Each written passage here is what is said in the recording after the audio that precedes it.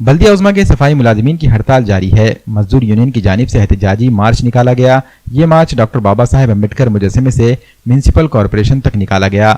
ये मार्च मजदूर यूनियन के सदर गणेश शिंगे की क़यादत में निकाला गया। म्यूनिसिपल दफ्तर में भजन आंदोलन के जरिए कारकुनों ने इंतजामिया की तवज्जो मबजूल करवाई। वाज़ेह है कि मजदूर यूनियन की ये हड़ताल झाड़ू देने वालों को तनख्वाहों और महंगाई अलाउंस की बरवक्त अदायगी समेत मुख्तलिफ मुतालिबात के लिए गैर मुय्यना मुद्दत तक के लिए की जा रही है।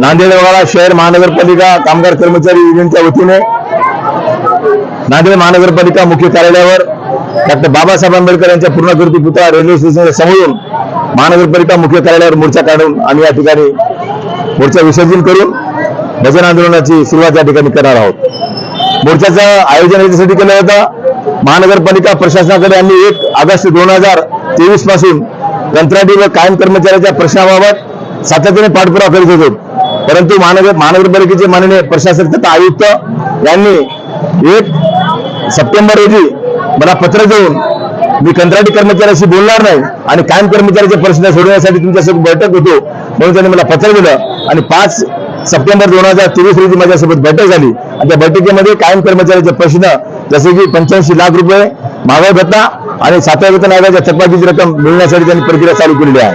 परंतु जो अतिशय उपेक्षित असलेला कंत्राटी सफाई कामगार या कर्मचाऱ्याकडे पाहण्याचा दृष्टिकोन माननीय प्रशासनाचा माननीय आयुक्त साहेबांचा सहानुभूतीचा नसल्यामुळं आम्ही गेल्या 3 महिन्यापासून अतिशय बेचैन होतो आणि आज आम्ही मोर्चाच्या रूपानं महानगरपालिकेला येऊन धडक दिलेली आहे। आणि त्या धडकीतून आम्हाला हे सांगायचं की महानगरपालिकेमध्ये सर्वात जास्त काम कंत्राटी कर्मचारी काम करतात आणि त्या कामाचं स्वरूप असं आहे की नादेड चकाचकाने स्वच्छ करण्याचं काम करतात। यांच्या हक्काचा घरभाडे भत्त्याची रक्कम आपल्याकडे शिल्लक आहे।